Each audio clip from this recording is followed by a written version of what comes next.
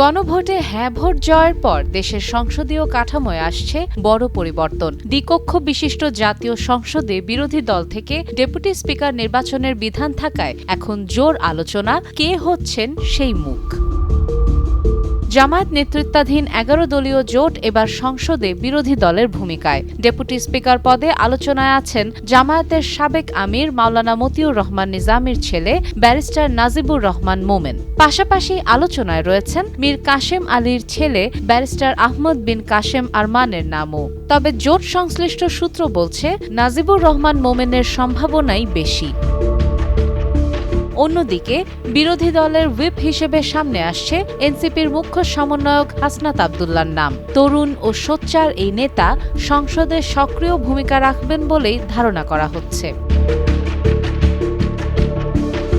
ত্রয়োদশ জাতীয় সংসদ নির্বাচনে জামায়াত এককভাবে ৬৮টি আসন পেয়ে জোটের প্রধান শক্তি হিসেবে আবির্ভূত হয়েছে। দলীয় প্রধান ডাক্তার শফিকুর রহমান সংসদীয় দলের নেতা হচ্ছেন এমনটিও প্রায় নিশ্চিত। তবে এসব পদ নিয়ে এখনও আনুষ্ঠানিক সিদ্ধান্ত হয়নি বলে জানিয়েছেন জোটের নির্বাচন পরিচালনা কমিটির সভাপতি মাওলানা এটিএম মাসুম। সাদিয়া ইসলাম, টাইমস টুডে।